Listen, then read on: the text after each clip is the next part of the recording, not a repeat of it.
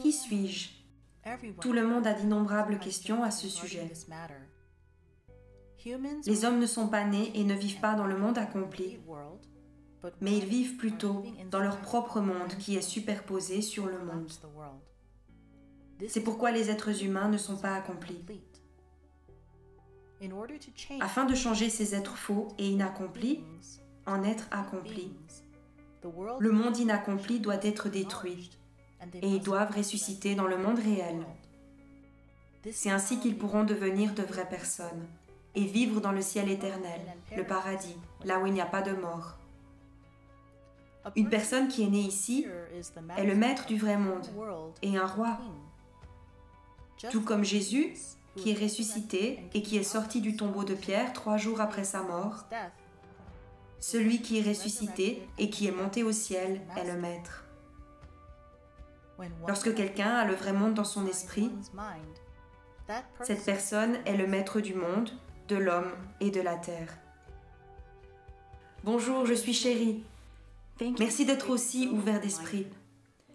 Vous êtes peut-être posé à un moment de votre vie cette question très ancienne.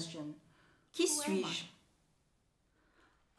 Je vais vous donner un peu d'informations sur moi, et puis je vous expliquerai comment j'ai pu résoudre cette énigme très ancienne.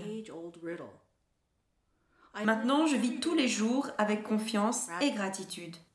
Comme mes soucis et mon stress ont disparu, mes reflux acides ont naturellement disparu. Mais le plus important, j'ai pu réaliser qui je suis et pourquoi je vis. Je vous ferai savoir comment vous aussi vous pouvez trouver ce que vous cherchez.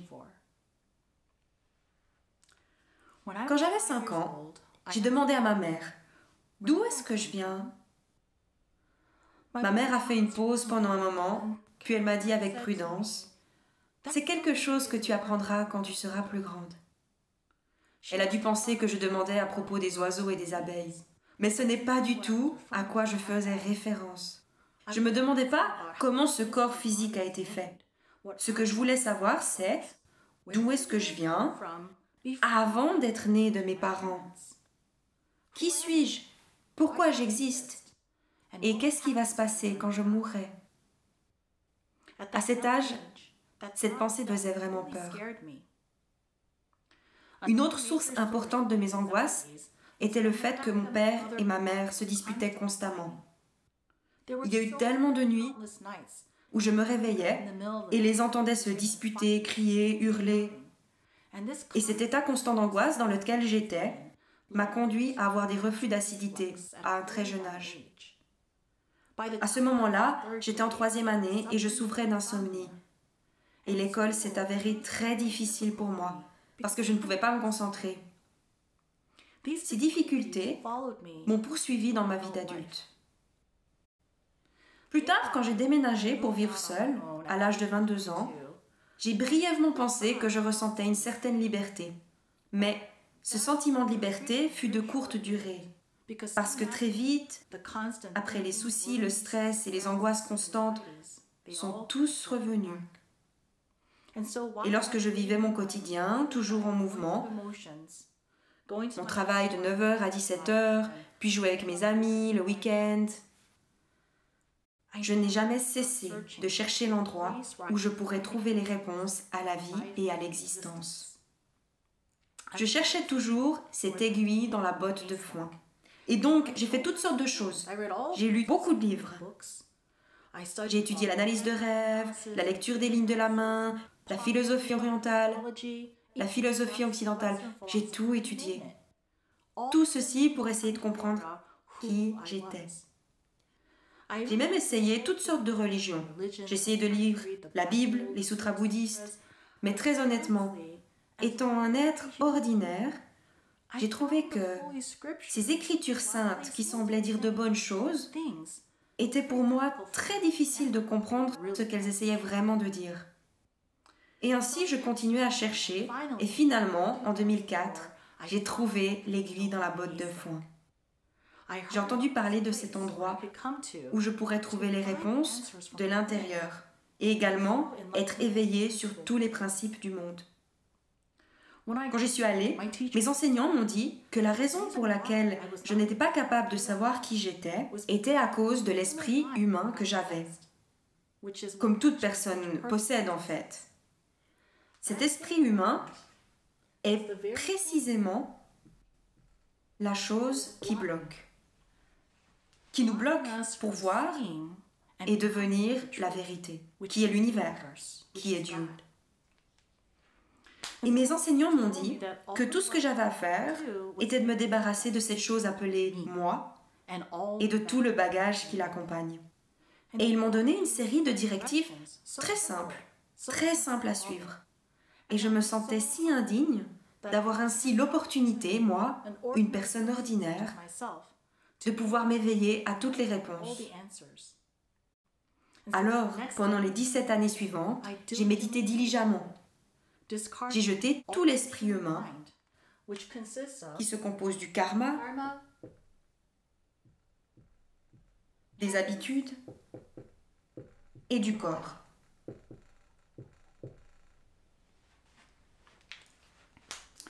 Les êtres humains sont des caméras automatiques depuis leur naissance.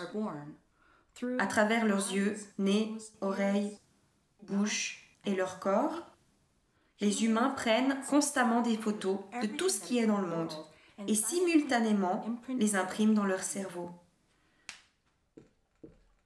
Comme ceci.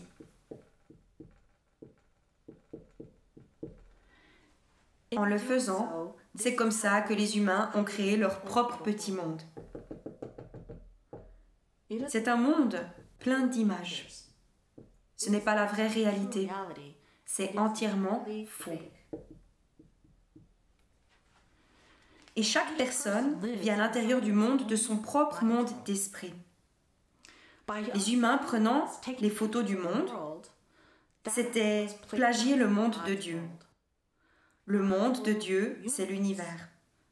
L'univers est l'origine et le créateur de toutes les créations. L'univers lui-même, c'est aussi Dieu. Parce que l'univers est infini et qu'on ne peut pas le dessiner, nous le représentons de cette façon. Ici, de cet univers, au lieu de vivre ici, comme nous sommes sortis du monde, nous avons pris des photos de tout dans le monde de l'esprit. C'est cela le péché. Nous avons tourné le dos au monde. Et c'est pourquoi l'homme a du stress. Tout ce que nous devons faire, c'est éliminer ce karma qui est fait de la vie vécue. Et puis les habitudes. Les habitudes sont les états d'esprit que nous héritons de nos parents et de tous les ancêtres. Ainsi, juste comme nous avons hérité nos apparences de nos parents et nos ancêtres, nous avons aussi hérité leur état d'esprit. Et ces états d'esprit nous dictent notre comportement. Et puis ce corps, c'est aussi l'esprit humain. Ce corps est comme une illusion concoctée à partir d'innombrables images que nous avons prises de nous-mêmes au cours d'une vie. Vous éliminez ce karma, ces habitudes et le corps. Lorsque tout ceci a été débarrassé, à ce moment-là, il n'y aura absolument rien. Et à ce moment-là, vous pourrez voir Dieu. Quand vous renaissez d'ici, c'est l'univers. Alors, en tout temps, vous avez Dieu et le paradis en vous. C'est quelque chose que vous devez faire de votre vivant. Ce n'est pas quelque chose que vous pouvez faire une fois que les lumières seront éteintes et que votre corps sera mort. Les êtres humains, le monde de leur esprit est superposé sur l'univers, comme ça. Et les gens pensent à tort que le monde d'esprit humain est le monde lui-même. Mais ces choses sont deux choses complètement différentes. Il n'y a pas de Dieu, Bouddha, Allah à l'intérieur du monde d'esprit humain. Il n'y a pas de paradis non plus. Donc, c'est très simple. Si vous éliminez juste votre karma, vos habitudes et votre corps, comme ceci, et vous éliminez et continuez à éliminer jusqu'à ce qu'il n'y ait plus rien d'autre à éliminer, alors seulement l'univers, qui est Dieu, restera. Donc, pour moi, après avoir consciencieusement éliminé mon karma, mes habitudes et mon corps, il ne restait que l'univers. Alors, je suis née à nouveau de cette existence.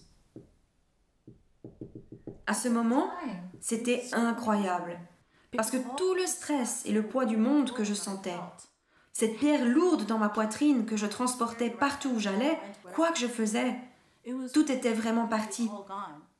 Et je pouvais enfin comprendre tous les principes du monde. La Bible, les sutras bouddhistes, le Coran, le Bhagavad Gita, toutes ces écritures saintes avaient un sens. Et finalement, j'ai compris qui j'étais et pourquoi je vivais. Je suis venue au monde, comme nous tous. Nous venons du monde, nous venons au monde pour vivre. De même pour vous. Et donc ici, tout ce que nous devons faire, c'est éliminer le karma, les habitudes et le corps, et retourner à l'univers, qui est l'origine, qui est Dieu, et renaître de là. C'est cela l'homme accompli, l'accomplissement humain. Pour que quelqu'un dise qu'il est rené sans s'être débarrassé de tout cela, cela veut dire que c'est juste la version recyclée d'une ancienne version de leur faux moi. Vous devez vous débarrasser de ceci d'abord et puis retourner là. Et depuis ici, l'univers, qui est la vérité, naître à nouveau. C'est cela la vraie renaissance. Vous pouvez vous demander combien de temps cela prend pour accomplir cela. Réfléchissons de cette manière. Avant, les cartes étaient en papier. Mais aujourd'hui, nous avons la technologie GPS. C'est très facile d'aller où nous voulons aller, même si nous ne sommes jamais allés avant. Et de la même manière, si la religion est comme la carte, la méditation est comme le GPS. Il vous conduira rapidement, efficacement, très simplement. Vous pouvez y arriver en un rien de temps. Si vous jetez toutes ces choses, vous retournez à la vérité et renaissez de là. Vous vivez pour toujours, vous ne mourrez jamais. Si vous voulez en savoir plus sur notre enseignement, envoyez-moi s'il vous plaît un email à découvrezvotrevrainenature@gmail.com. Merci pour votre temps.